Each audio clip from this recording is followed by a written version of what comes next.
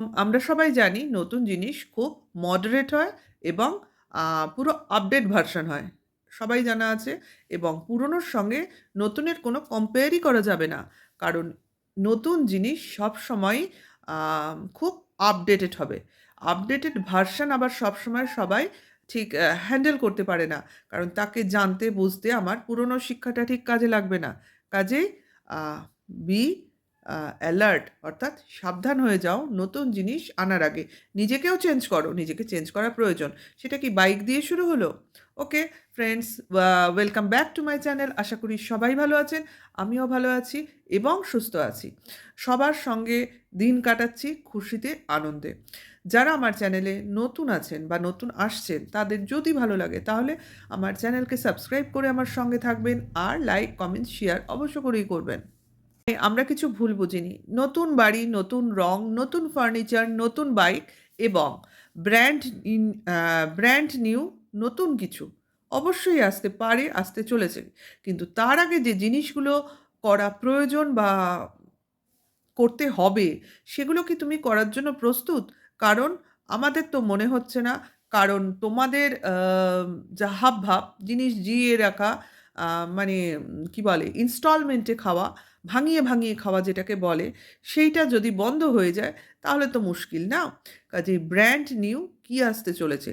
ধীরে সুস্থে বলো নাকি আমাদের আবার নতুন কোনো কনটেন্ট দিয়ে দিলে? যে এই একটা নতুন কথা বলবো আর আমার নামে কন্ট্রোভার্সি শুরু হয়ে যাবে। কারণ ভিউজের লোভ।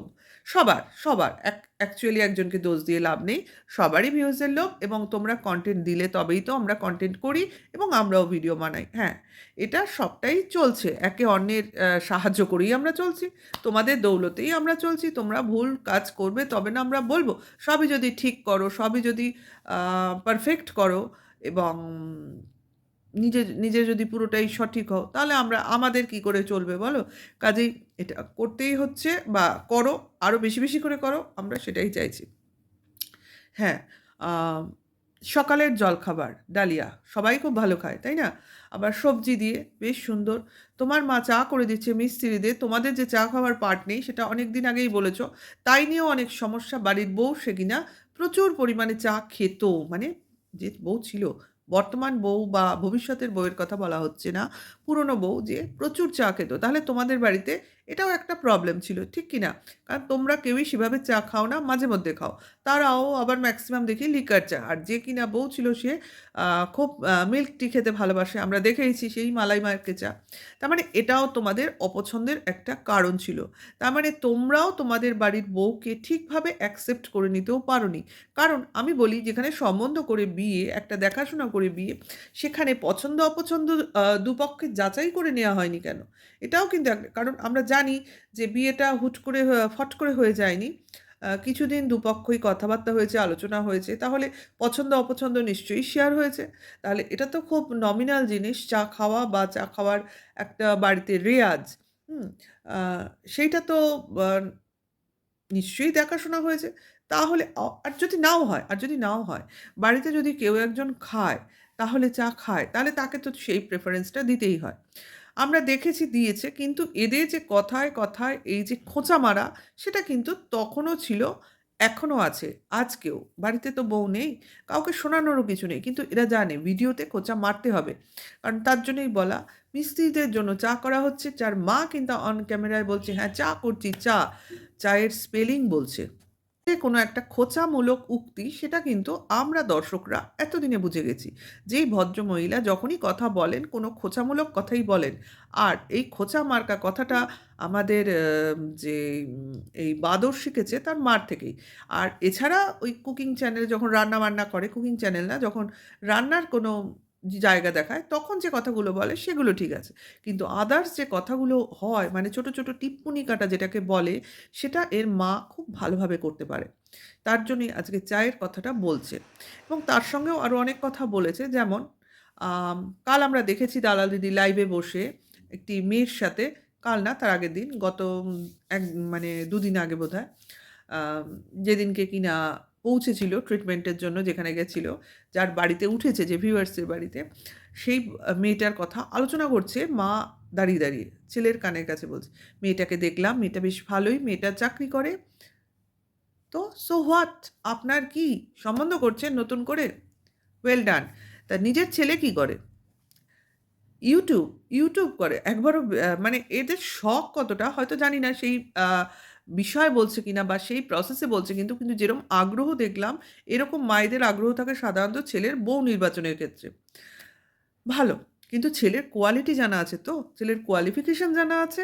তাহলে মেয়ের কোয়ালিফিকেশন কি সেটাও নিশ্চয়ই আপনি শুনেছেন ওখানে বসে। যাই হোক, আপনার শখ বলিহারি। একটা বউ যে কিনা সেইভাবে শিক্ষিত নয়, আমরা জানি। তাকেই আপনি রাখতে পারলেন না। আবার কিনা এই মেয়েটি যে কিনি শিক্ষিত এবং চাকরি করে তার কথা আপনি বলছেন। অবশ্য বউ হিসেবে বলছেন কিনা সেটা বলেননি, সেটা আপনার ভিডিওতে বলা নেই। কিন্তু আপনার আগ্রহ দেখে আমাদের এটাই মনে হলো। যাই হোক, আশা করতেই পারেন। মানুষের চাঁদ ধরার ইচ্ছে হতেই পারে। কিন্তু চাঁদ ধরার মতো আপনারও আ কোয়ালিটি বা ক্যাপাসিটি আছে কিনা সেটাও তো একটু যাচাই করে নেবেন। যেখানে অন ক্যামেরা আপনি শোনাতে চাইছেন বা বোঝাতে চাইছেন, এ তো আমরা বুঝতেই পারি। কারণ এটা এডিট হয়নি। একটা সুন্দর ফ্যামিলি, একটা সুন্দর বন্ডিং আমরা দেখতে পেতাম। কিন্তু সেটা আর সম্ভবপর হচ্ছে না। তার বদলে কার স্থান হলো এই বাড়িতে? ওই দালাল, ওই পতিতার মতো দিদির। আরে যতই বলি, এই পেশা বা এই বৃত্তিটাকে আমি ছোট করে বলছি না। কিন্তু এর নেচার, এর স্বভাব আর সর্বোপরি এই কন্ট্রোভার্সি করতে বসে ১ম এ নিজের পরিচয়টা ওইভাবে দেওয়ার কী উদ্দেশ্য ছিল? সেটা উনি কিভাবে আমাদের কাছে এক্সপ্লেন করবেন? জানেন যে জিনিসটাকে নিয়ে কন্ট্রোভার্সি হবে। কাজেই আমি সেই জিনিসটাকে বলে আমার ভিউজ বাড়াই, আমার চ্যানেলটাকে গ্রো করি। এ কিন্তু খুব ভালো করে বুঝে গেছিল যে এই জিনিসগুলো ভিউয়ার্সরা খাবে। ব্যাস সেটাই হয়েছে এবং প্রতিটা পদক্ষেপে এ আ মানে কন্ট্রোভার্সি করে নিজের সঙ্গেও কন্ট্রোভার্সি করে আদার্স চ্যানেলদের তো কন্ট্রোভার্সি করিয়েইছে। নিজের সঙ্গেও কন্ট্রোভার্সি করে নিজেকে বেচে চারপাশের লোকজনকে তো বেচে এইভাবেই সে গ্রো করে যাচ্ছে। আর এখন ভালো সাজার চেষ্টা করছে। হয়। মানুষ দস্যুবৃত্তি করতে একসময় সাধুগিরি করার তাদের ইচ্ছা জন্মায়। কিন্তু বলে না কুকুরের লেজ কখনো সোজা হয় না, কাজেই স্বভাব কখনো আ চেঞ্জ হয় না। সে তার পুরনো স্বভাবটাকে চেপে রেখেছে। কোনো না কোনো সময় আ সেটা রূপ নিয়ে বেরোবেই। এই যে টাকা তছরূপের একটা এই যে টাকা লেনদেন, এই যে একটা টাকা ভাগের একটা স্বাদ পেয়ে গেছে, কাজেই এই বৃত্তিটা তো কোনোভাবেই চেঞ্জ করা যাবে না, না? কন্ট্রোভার্সি করুক আর না করুক, এনজিও টাইপের কাজ সারা জীবন করে যাবে। তাই না? এক স এখন এই মা পরকীয়ারত মা বাচ্চাকে ছেড়ে চলে গেছে সেই sympathy কার্ড আম খেলে আরকি বাবা রোজগার করছিল, মাঝখানে দিদি ঢুকে পড়ল এবং দিদিও এটাকে আরো ধুনো দিল, দিয়ে বিজনেসটাকে আরো ফলাও করল। এবার চলে আসলো পিয়ার ছেলে। যদিও এরা একটা রিয়েল সমস্যায় ভুগছে। নাও এদের নিয়েও পয়সা খাওয়া-খাওয়ি চলবে এবং কতটা নিজের কাছে এই আসার পর সেটা আসল ব্যক্তির কাছে পৌঁছবে, সেটা তো বিশাল একটা কোয়েশ্চেন এর মধ্যে রয়েছে। কারণ আমরা দেখতে পেয়েছি পিয়া নিজের মুখে বলেছে যে কতটা টাকা ও পেয়েছে এবং কতটা টাকা ইন্ডিয়া থেকে পেয়েছে, কতটা টাকা ও আমাদের প্রতিবেশী রাষ্ট্র থেকে পেয়েছে এবং সেই অ্যামাউন্টটা সত্যিই লজ্জাজনক।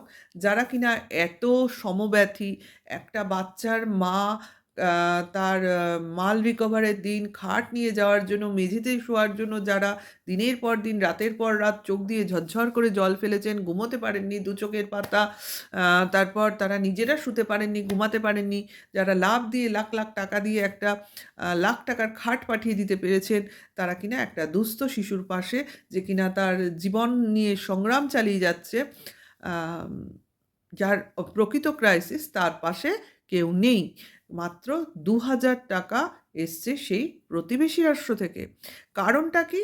না কারণটা হলো তারা ভয় পাচ্ছেন যে টাকা তছরূপ কালো সাদা টাকা নিয়ে যে বিতর্ক চলছে তার মধ্যে যেন তারা না জড়িয়ে পড়েন। আপনারা কি আমাদের বোকা মনে করেন? আপনারা যদি ডাইরেক্ট পিয়ার অ্যাকাউন্টে টাকা পাঠান বা পিয়া যে যে ব্যবস্থাগুলো বলে দিয়েছে সেখানে টাকাটা গিয়ে পৌঁছায়, তাহলে এটা কালো সাদা টাকার প্রশ্নই তো আসে না। আসে কখন? যখন মাঝখানে মিডলম্যান থাকে, অর্থাৎ দালাল থাকে, যে কিনা দালালি খায় বসে বসে, এবং একজন না, এখানে অনেক দালাল যুক্ত রয়েছে, যেখানে কিনা টাকাটা ডিভাইড হয়ে যাচ্ছে। তবেই একটা দল এই আম টাকা তছরূপটা চালাচ্ছে। কাজেই ওইসব বলে লোকের দৃষ্টি আম চারপাশে ভেঙে দেওয়ার চেষ্টা করবেন না। যা মনোসংযোগটা ব্যাঘাত ঘটাবার চেষ্টা করবেন না। আমরা যেটা বুঝেছি সেটা ঠিকই বুঝেছি। ডাইরেক্ট ব্যক্তির কাছে টাকা আসলে সেখানে তছরূপ হওয়ার প্রশ্নই থাকে না। কারণ যাকে পাঠাচ্ছে আর যে পাঠাচ্ছে সে বুঝে নেবে। মাঝখানের লোকটা হলো আসলে আম সুবিধাবাদী, এবং সে তার বা আলাদা কোনো আম সুবিধা নিচ্ছে ওখানে বসে। কারণ সে তো বিনা সুবিধায় আমার হাত দিয়ে টাকা যাচ্ছে, আমি শুধু বসে, বসে দেখছি, এটা তো হতে পারবে না। আর উনার চালচলন, উনার এখনকার অবস্থা দেখে আমাদের বুঝতেও কোনো অসুবিধা হচ্ছে না। কাজেই এই ব্যাপারটা যতদিন যেভাবে যেখানে খুশি হোক না কেন, এই মিডলম্যান যেখানে, যেখানে থাকবে সেখানে, সেখানে এই কালো সাদা টাকা, টাকা তছরূপ এই কথাগুলো চলে আসবে। কাজেই এই কথাগুলো কোনোদিনই বন্ধ হবে না। কাজেই ডাইরেক্ট দেওয়া হোক, ইনডাইরেক্ট জিনিসটা বন্ধ হোক, এটাই বলা হয়েছে। আর সেটার ফল ওই ৳২,০০০। কারণ এখানে সাদা টাকা এইটুকুই এসছে। এখানে কালো টাকা হওয়ার প্রশ্ন নেই। তার জন্যই ২,০০০ এসছে। যারা প্রকৃত দেওয়ার লোক, মানে যারা মনে করছে দিতে পারবে, সহৃদয় ব্যক্তি, তারাই এখানে টাকা দিচ্ছে। আর ওখানে যারা টাকা পয়সা দিয়েছে তারা যে কী কারণে দিয়েছে এইবারই বোঝা যাচ্ছে। তাই কি না? এত, এত টাকা তো চাইতেই হয় না। বড়, বড় ব্লগার সব আমরা দেখতে পাচ্ছি ওয়াইটিতে, যারা কিনা প্রতিদিন বাড়ি বানিয়ে ফেলছে, সোনা কিনে ফেলছে, গাড়ি কিনে ফেলছে, বিদেশ ভ্রমণে যাচ্ছে। তারাই তো ইচ্ছা করলে এই বাচ্চা ছেলেটার প্রাণ বাঁচিয়ে দিতে পারে। আমাদের মতো মিডল ক্লাস ফ্যামিলির লোকজনের সাহায্য করার প্রয়োজনই হয় না। এরা তো নিজেরাই একজোট হয়ে করতে পারে।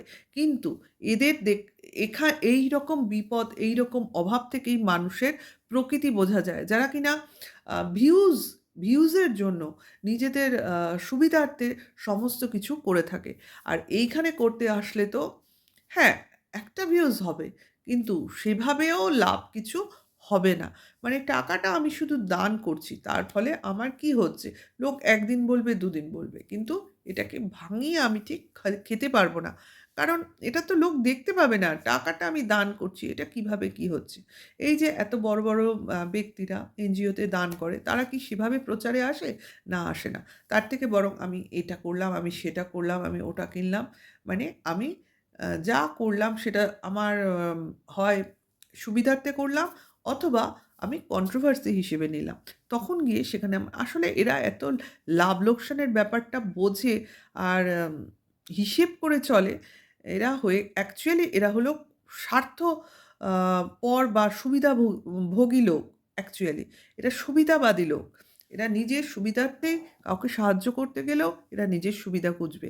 নিজেদের কিছু করতে গেলেও নিজের স্বার্থ খুঁজবে। মানে সব জিনিসেই স্বার্থ, সুবিধা আর পয়সা, অর্থাৎ রেভিনিউ এদের মূল মন্ত্র। যাই হোক, আর কিছু বললাম না। হ্যাঁ, বাদরের নতুন কিছু দেখার জন্য অবশ্যই অপেক্ষা করে থাকবো। আম যেটা হবে সেটা দেখতে পাবো। তাহলে আমার ভিডিওটা যদি ভালো লেগে থাকে তাহলে লাইক, কমেন্টস আর শেয়ার অবশ্য করেই করে দিও। আজকে এইটুকুই। আবার আসবো অন্য সময় অন্য একটা নতুন ভিডিওর সাথে। টাটা।